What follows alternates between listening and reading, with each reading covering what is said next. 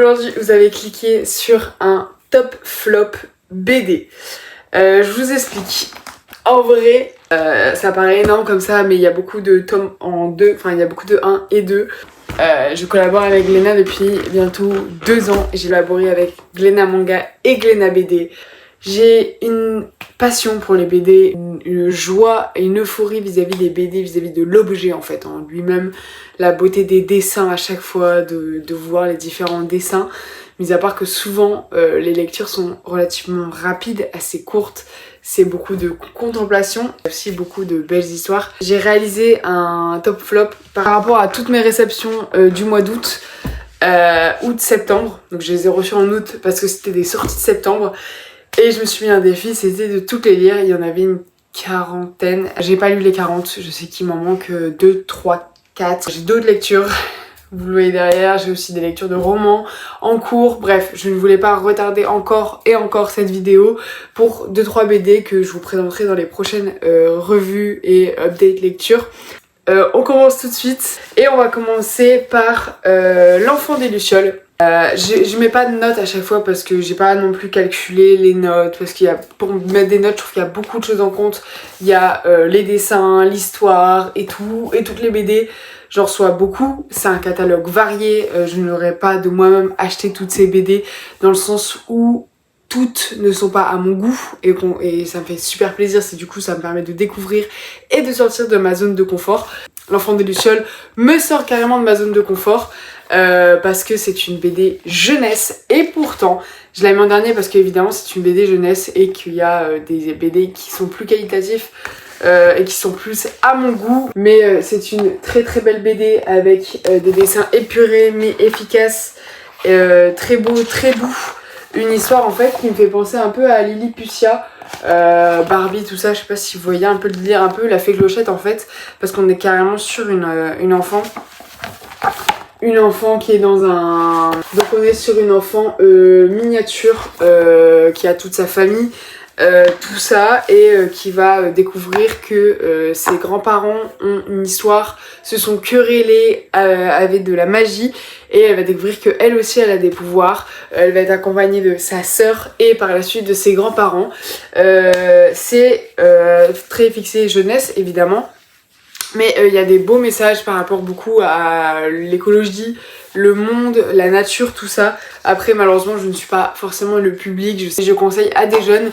Après j'en ai lu que 2, c'est en 4 tomes, j'ai reçu le 4e il y a pas très longtemps et je l'ai trouvé magnifique au niveau des dessins, beaucoup plus beau que ces deux-là parce que je l'ai feuilleté, je l'ai trouvé vraiment super beau et ça a relevé mon intérêt. Et à chaque fois je sais pas si vous voyez, mais on voit la fille grandir tome après tome, donc c'est assez cool. Et bref, on continue tout de suite avec encore de la jeunesse, c'est presque le dernier jeunesse que j'ai. On a Amelia Woods que j'ai trouvé très jolie au niveau des dessins, mais je trouvais que la fille n'était pas assez développée pour moi parce qu'on explique quand même qu'elle est scientifique, il me semble. Voilà, elle est loin d'être bête, elle sort d'une école, tout ça. Et je la trouvais un peu... Je sais pas, elle prenait des risques inutiles, tu vois. Après, je sais que c'est axé jeunesse, mais on est du coup sur une jeune scientifique qui est venue étudier dans une maison. Et en fait, cette maison, elle est pas... Enfin, des petits secrets cachés qui seront liés à sa famille. On passe très vite au problème, tu vois, il manque de mise en contexte. Après, je sais que c'est jeunesse, hein, mais je trouve que vraiment qu'il manque de mise en contexte. Et pareil, le tome 2, on change du tout au tout, donc là elle est dans la maison, voilà, elle est dans le manoir, tout ça, et le tome 2, elle est dans un lycée avec des gars un peu insupportables. Je sais pas, j'ai trouvé qu'il y avait un mauvais filon entre les deux. La petite romance qu'il y a entre Amélia et le gars, bon, je la trouvais un peu trop rocambolesque. Voilà, après je sais que c'est pareil pour Accès Enfant, moi j'ai un point de vue un peu plus extérieur. Je l'ai quand même beaucoup plus apprécié que L'Enfant des Lucioles. Je pense qu'il y avait un petit niveau au-dessus, surtout en termes de dessin, que j'ai trouvé vraiment très joli. Voilà, c'est pas non plus une dinguerie, mais c'était assez sympa. Après on a Bombi X, c'est une très belle BD pour le coup, j'ai trouvé vraiment jolie, avec un peu un côté webtoon sur certaines planches, peut-être pas celle-ci, mais voilà, avec vraiment des dessins hyper fins, avec une belle colorimétrie. un peu accès à la dune, je trouve, en termes de plan au niveau du sable, tout ça. On est sur une faille temporelle qui est dans le monde, où des gens du 18e et des gens de 2050 ont été absorbés dans un même espace, dans une même faille temporelle, un même univers, une même planète, et donc ils se retrouvent tous à cet endroit-là. J'ai adoré, franchement j'ai vraiment beaucoup aimé, j'ai beaucoup suivi, mais c'est vrai, j'ai lu quelques autres avis de personnes, parce que vu que je suis pas... voilà, mon contenu n'est pas axé BD, j'essaie de me renseigner un maximum pour pas dire de grosses bêtises, mais beaucoup de gens disaient que l'intrigue était beaucoup trop rapide. Je suis d'accord, en même temps, moi qui ai beaucoup de mal à suivre ou qui lis peut-être assez rapidement, j'ai complètement compris. Alors c'est vrai que en fait, t'apprends en même temps qu'une personne qui arrive dans cette faille, t'apprends en même temps l'histoire et t'apprends ce qui se passe en même temps. Mais je sais pas, j'ai trouvé ça un peu assez clair, avec des conflits énormes, évidemment politiques, parce que t'arrives là et tout le monde n'est pas du tout d'accord sur ce qui se passe. Et j'ai bien aimé, j'ai trouvé ça assez efficace, avec un personnage principal assez marrant et avec son style, parce qu'il écoute tout le temps de la musique en permanence et il économise un maximum sa batterie, parce qu'il sait qu'il en aura plus pour très longtemps. Du coup, chaque musique est importante pour lui, et je sais pas, j'ai trouvé qu'il y avait un bon mood, franchement, j'ai hâte de voir le tome 2. Avec tous les éloges que je lui donne, je la trouve un peu basse, très basse, je trouve, dans ce classement, parce que, voilà, en fait, à contrario, celle-là, je l'ai un peu moins comprise que celle-ci. On est là sur Noir Horizon, malgré ses jaquettes juste, mais divines, hein, franchement. Ces jaquettes sont impressionnantes. Donc on est sur le tome 1 et le tome 2, il reste un tome 3, il me semble. Une BD de SF, clairement il y a tous les codes de la SF, mais une histoire relativement classique, avec vraiment une trame relativement simple, dans le sens où on a 6 personnes qui sont envoyées, 6 délinquants qui sont envoyés dans cet horizon noir. Mais il n'y a aucun signe de vie dans un espace. Et ils envoient du coup 6 prisonniers là-dedans, comme ça. Forcément, les prisonniers vont de l'autre côté. Et voilà ce que j'ai retenu du tome 1. J'avoue que c'était assez flou. Et alors le tome 2, j'en parle annexement, parce que les 2 tomes, je les ai trouvés mais tellement différents. Là, on quitte le tome, les 6, ils sont révoltés, ils veulent détruire, on est vraiment de l'autre côté, dans la nouvelle cité, tout ça. Et là, on arrive dans ce tome 2, et on va avoir la vie, on va voir l'histoire, la relation d'une des filles, d'une des condamnées, qui est son père, qui est le dirigeant du peuple. La fille, elle est hyper intéressante, mais du coup, là, la BD, elle était axée sur elle, alors que, dans le premier tome, si, tu l'as bien vu, mais, je sais pas, j'ai trouvé les 2 histoires comme si c'était une autre saison ou autre chose, forcément, les mondes étaient communs, mais on n'était plus du tout dans l'autre cité, c'est pour ça que j'ai pas tout compris. On est sur des dessins assez baveux, les dessins sont très jolis, mais beaucoup moins nets, c'est le style, mais assez sali, je trouve. On continue tout de suite avec... Là, on monte vraiment crescendo. Là, on va aller sur du plus en plus lourd. Les yeux doux, j'ai adoré. Je considère ça plus comme un roman graphique. Une grosse BD, un gros bébé. Mais magnifique, avec un... on n'est pas sur une chaîne ASMR. Mais bref, avec une cover magnifique et bien doux. Et là, on était sur des dessins, les enfants... vraiment hyper stylés, genre je les ai trouvés incroyables, un peu à la comics comme ça, je sais même pas comment expliquer, un peu avec un style clairement années 80, le futur des années 80, c'était dingue, franchement c'était hyper joli, j'ai adoré. Et là on est clairement sur un monde qui est enfermé, ils ont aucune liberté, il y a rien du tout, voilà, c'est vraiment, ils sont sous vidéosurveillance, c'est droit dans leur basket, et évidemment il y a des rebelles. On va suivre nos 2 personnages principaux, des frères et sœurs. Et le frère va se faire virer de là où il travaille, donc ils vont se retrouver sans le sou parce que la sœur ne travaille pas. Et là-bas dans ce monde, pour avoir de l'argent, c'est très compliqué, parce que forcément ils sont sous vidéosurveillance en permanence, donc il n'y a pas de voleur, il n'y a pas de moyen de s'en sortir, si t'es pas droit, si tu travailles pas pour les dirigeants, t'es quick. Et d'un coup, le frère va devenir invisible. Ça, par contre, c'est un truc que j'ai pas compris. Le but, c'est vraiment... Le frère devient invisible. C'est pas développé. C'est pas du tout développé. J'ai pas compris. Il devient invisible, c'est stylé. Il y a pas... Non, t'en parles pas. T'en parles plus, en fait. Il devient invisible et puis c'est tout. J'ai pas compris. Mais mis à part ça, c'est super cool parce que du coup, ils vont se rebeller, ils vont essayer de trouver de l'argent. Bref, j'ai pas envie de spoiler parce qu'en plus, les dernières images sont magnifiques. Mais elles veulent en dire beaucoup trop, je trouve, sur la fin. Parce que franchement, les premières images assez sombres, vous allez bugger. Quand vous allez d'un coup tourner la page, vous allez dire wesh. Parce que les dernières images sont vraiment, vraiment très, très belles.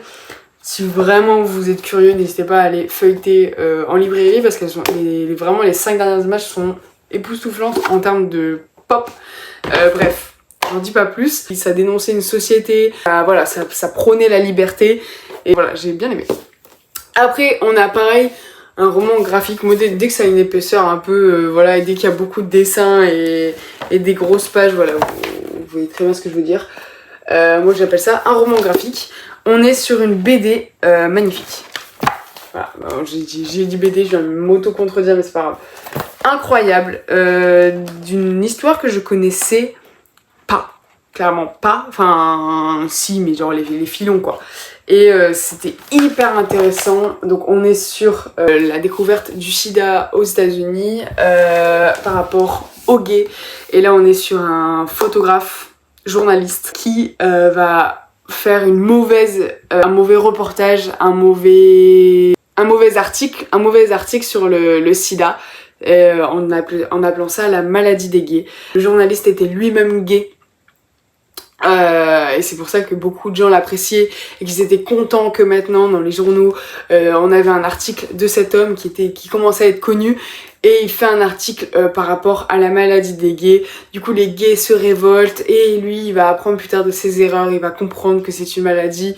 Tu vas le suivre dans sa quête, enfin dans son enquête pour savoir qu'est-ce que c'est, quelle est vraiment cette maladie. Enfin bref, c'était vraiment vraiment intéressant. Moi qui connaissais pas du tout cette histoire, je vous invite à la connaître. Voilà, tu t'attaches pas non plus des masses au personnage, mais en dehors de ça, en termes de culture, c'est très très intéressant. Et moi j'adore à chaque fois dans ces petites histoires, enfin dans ces romans, en dehors de la beauté de l'histoire, c'est qu'à chaque fois à la fin, t'as des pages sur les interviews du journaliste, sur son ressenti, sur des interviews officielles et sur toute une histoire qui sont très intéressantes à lire et qui prouvent la vérité la vérité de l'histoire. Et ça rajoute une plus-value, je trouve, au tome. Bref, c'était vraiment vraiment cool. J'ai adoré et je l'ai trouvé très intéressante. Après, on part sur un tout autre registre. On est sur Aléa Druman. Celle-là, je l'en ai parlé dans mon vlog lecture. J'ai beaucoup apprécié cette BD sur une pirate. Parce que j'aime beaucoup le monde de la piraterie, les femmes à cette époque-là. Enfin, les femmes, comment elles sont représentées. Au niveau de la piraterie, donc on est sur la fille de Barbe Noire. Donc là on a tout mélangé, enfin on a tous les grands noms de la piraterie dans un seul tome, parce qu'on a Rackham, le rouge, on a Barbe Noire, on a cette fille, Aléa Druman, je sais pas si elle est vraiment connue, on a Anne Bonny, j'ai une BD sur elle d'ailleurs, ça m'a donné encore plus envie de la lire. Donc c'était hyper cool. On est sur du coup la fille de Barbe Noire qui à cause de Barbe Noire va avoir un maléfice et va devoir partir en vadrouille, Elle va devoir se débrouiller pour retrouver son père, comprendre le maléfice, retirer son maléfice. Enfin bref, elle est vraiment hantée par ses démons, mais en dehors de ça, la fille est super cool. Et puis même les différents personnages sont assez intéressants. Franchement j'ai bien aimé, les dessins sont cool, c'était vraiment une histoire qui passait bien. Je la trouve accessible pour ceux qui se demandent, pour une personne pour une personne de 16 ans, 15 ans. Voilà, je la trouve pas non plus trash, loin de là. Je trouve les dessins très abordables et vraiment c'est une BD mi-jeunesse, mi-adulte qui conviendrait aux deux. Franchement 15 ans, je vois parfaitement quelqu'un de 15 ans lire ça, vraiment pour de l'aventure. T'as de l'aventure assez variée. Non, franchement, j'ai bien aimé cette lecture. Il me semble que c'est en 2 tomes et il n'y aura pas de 3e tome. Voilà, j'essaierai d'annoter les petites infos parce que je ne les connais pas de tête. Si en plus je dois me rappeler des histoires, des avis que j'ai eu sur les livres et de savoir les dates, même si je sais à peu près, ils sont tous sortis le 15 septembre, les 2e tomes, ils sont tous sortis à peu près vers septembre, enfin vers début septembre. Bref, on continue avec une BD lue très récemment sur une histoire de Shakespeare. J'ai kiffé. Donc on est sur l'histoire de Shakespeare.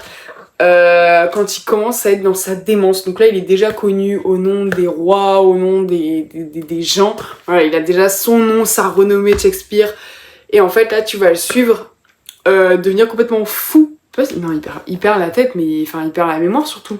Parce qu'il se rappelle plus de rien. Du coup, tu le vois faire des trucs de fou. Et après, tu vois les gens dire, mais Shakespeare, c'est toi qui a fait ça.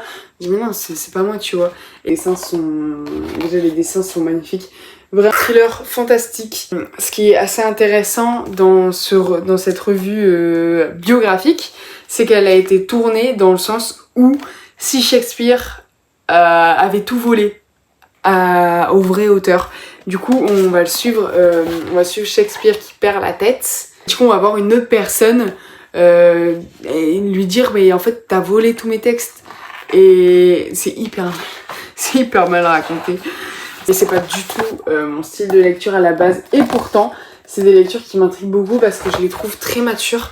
Et pour moi, ça c'est vraiment de la BD adulte. Je sais pas comment expliquer. Enfin, ça se voit, franchement, il y a ce mood assez sombre. Et là, du coup, on est vraiment sur un thriller fantastique qui sera en 3 volumes. Enfin, mot de cette BD, c'est vraiment qui a écrit quoi. Est-ce que c'est vraiment lui ou est-ce qu'il a complètement pété un plomb? Et c'est pour ça que ça m'a surpris et qu'elle est aussi dans ce classement parce que j'étais surpris d'être aussi hypée par ça et surtout c'était très intéressant parce que bon bah Shakespeare quoi. Après on continue avec Pendragon, idem, j'en ai parlé dans mon challenge lecture et c'était Pendragon, donc c'est une réécriture du mythe arthurien. On est sur des très belles BD là par contre ça déconne zéro. On est sur des magnifiques BD. Qu'est-ce que j'ai écrit au début? Parce que maintenant je me fais des petits post-it pour avoir un petit rappel. J'ai dit j'adore le roi Arthur mais beaucoup moins Merlin. Parce que moi de base dans ce truc arthurien, j'adore la série Merlin. Je sais pas pour ceux qui se rappellent de cette série. Et du coup j'adore Merlin. Là par contre, Merlin il est chiant. Et du coup on est beaucoup sur Arthur qui est hyper cool, hyper gentil, enfin il en a rien à foutre du pouvoir. Là c'est assez politique, enfin il y a vraiment une mise en place, là pour le moment on n'est pas du tout sur l'épée, enfin il a pas encore déchaussé l'épée de son caillou. Et tu vois Nimue, la sorcière que j'apprécie énormément, tu vois il va trouver sa femme, enfin bref c'est très politique. Là il n'y a pas de problème et c'est fantastique, c'est pas merveilleux, c'est vraiment fantastique, c'est vraiment assez tourné dark fantasy. Voilà, juste cette page va vous dire que le conflit et le problème dans cette histoire, ce sont ces petites bêtes. Petites, bref, est-ce que cette fameuse épée, est-ce que Merlin va réussir à mettre Arthur en tant que roi? Là est toute la question de cette BD. Bref, je vais pas vous rappeler le mythe d'Arthur Pendragon. Ce tome 2 était beaucoup plus mouvementé. On était beaucoup plus sur de la bataille. Là, on était beaucoup plus sur de l'histoire. Mais par contre, j'ai adoré le couple de Arthur et de sa femme. J'ai trouvé archi mignon. Enfin, vraiment, ouais, c'était pas... Arthur, je l'aime vraiment beaucoup. Et non, j'ai bien aimé. Voilà, c'était très cool. Je sais pas si je vous montre des dessins, j'ai peur de vous spoiler. Des scènes de combat avec des loups, enfin... C'était surnaturel, mais vraiment pas désagréable à la lecture. Et c'est vraiment tourné dark fantasy, je trouve. Lui, il a de la chance. Il a de la chance d'être là. Franchement, parce que là, c'est les 2 derniers. Il a vraiment de la chance. Et je suis presbyte, astigmate et hypermétrope. Comment voulez-vous que je lise un truc pareil? Et encore là, c'est la seule double page de l'histoire, je vous la montre. Hein. Regardez les écritures. Non, mais attendez, parce que je crois que vous réalisez pas. Non mais attendez. Regardez comment c'est écrit petit. Ah mais fallait le vouloir pour la lire, hein, cette BD. Hein. Franchement, c'est vraiment dommage de la part de la maison d'édition. Enfin, c'est Glénat, mais je m'en fous. Ça m'a vraiment ralenti. J'ai mis vraiment longtemps à la lire alors que j'ai kiffé. Là, au final, avec du recul, je l'adore parce que là, maintenant, je pense plus qu'à l'histoire. mais ça m'a vraiment saoulée que ça soit aussi petit, c'est vraiment con. Génial, je la trouve vraiment très très belle. Et en dehors de ça, l'histoire elle est géniale. C'est une adaptation d'un roman de Séverine Vidal et Laura Giraud. Je sais plus qui écrit quoi et qui dessine quoi, mais bref, c'est une adaptation d'un roman sur une fille qui perd son père, mais qui retrouve un frère qu'elle n'a pas connu.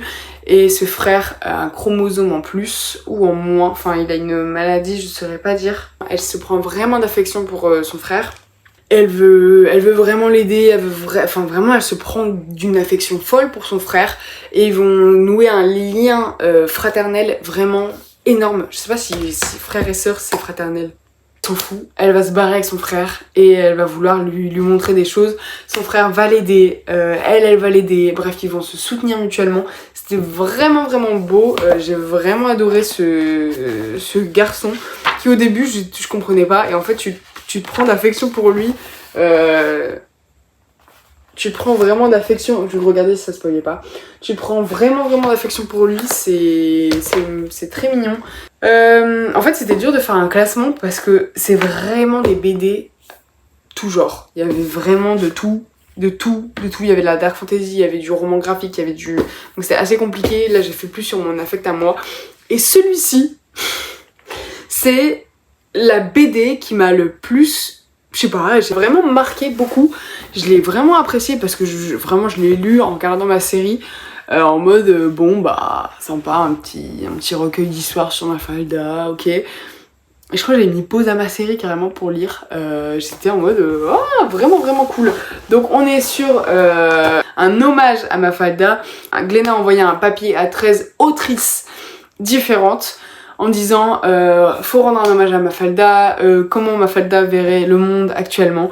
Et du coup, à partir de là, toutes ces autrices ont fait une histoire avec leur style, leurs pattes et comment elles avaient interprété à elles-mêmes le message, comment elles voient le monde actuellement. Et c'est hyper intéressant, enfin intéressant. C'est vraiment cool en fait. Enfin, intéressant, je sais pas si ça t'apprend des choses, parce que bon, tu sais comment est le monde aujourd'hui. Et c'est vraiment marrant en fait de voir Mafalda complètement... Enfin, voilà, très curieuse. Elle arrive là, elle fait... elle parle avec l'autrice. Elle dit c'est le monde là actuellement, tu me le présentes? Et là, du coup, l'autrice, elle présente tout. La Mafalda fait je vais rentrer chez moi. Voilà. Mais toutes l'ont amené à leur sauce. Et du coup, c'est une grosse moquerie sur la société. Et en fait, t'as vraiment tous les styles. Après, t'as des histoires qui m'ont plus plu que d'autres. Il y avait des histoires mieux que d'autres. Mais regardez, ouais, à chaque fois il y avait tout vraiment. Et en fait, je trouve ça vraiment chouette de mettre en avant des autrices et de faire parler Mafalda. Moi j'avoue que Mafalda, j'avais pas lu beaucoup d'histoires d'elle, voire quasi pas. Et pourtant ça m'a pas mal plu. En fait, à chaque fois, à chaque début d'autrice, t'as une petite bulle de présentation sur ce qu'elle a fait, qui elle est, machin chouette. Et c'était très chouette. Avec la patte graphique. Et non, franchement, ça m'a fait kiffer. Ça m'a vraiment fait kiffer. De toute façon, top flop, je sais pas, j'ai toutes vu les BD différemment. Vous voyez bien ma façon d'en parler ou mes retours. Il y a des BD qui m'ont plus marqué que d'autres. Moi, j'ai la chance de les recevoir, que c'est pas mes sous, donc ça m'atteint pas plus que si je les avais achetés. Ou là, je reçois des choses variées et que moi en rayon je sais pas si j'aurais flashé sur celle-ci, et du coup c'est vraiment une opportunité pour moi de sortir de ma zone de confort et de tester, et là ça me permet de tester. Donc il y a des choses que j'aime un peu moins. J'ai essayé d'être assez neutre parce que j'ai pas un avis BD, je ne suis pas une pro de la BD, même si je commence à en avoir lu pas mal, merci Glénat. Je suis pas une pro non plus, donc j'essaie d'avoir un avis neutre pour montrer à des gens qui aiment plus ça que ça. Voilà, j'essaie d'être assez neutre pour vraiment faire un avis aux gens qui préfèrent telle ou telle chose. Moi, je vous ai quand même donné mon avis. J'espère que ça vous a plu, j'espère que ça vous a fait découvrir peut-être des choses, ou ça vous a peut-être donné envie. N'hésitez pas à commenter votre BD préférée. Moi je vous le dis secrètement et à jamais et pour toujours que ma BD préférée sera Lou, éternellement. Enfin, les rares BD que j'ai achetées moi-même quand j'étais petite sont édités chez Glénat. Si ça c'est pas un signe, je sais pas. Vous, c'est quoi? Ou si vous avez des BD à me conseiller, je suis partante, même si on va éviter de s'éparpiller, hein, parce que là j'en ai déjà reçu par Glénat depuis cette réception. Donc merci à eux, un très très grand merci et j'ai hâte de vous en reparler dans des prochaines revues. Là je voulais vraiment dédier une vidéo parce que j'en ai vraiment reçu beaucoup. Je voulais les remercier et en faire une petite... vous en faire un partage commun. N'hésitez pas à commenter, liker, vous abonner. Et évidemment, on est de plus en plus sur cette petite chaîne YouTube très intimiste, très cocooning. J'espère que j'ai bien fait les choses. Et moi je vous fais de très très gros bisous et on se retrouve pour une prochaine vidéo très prochainement.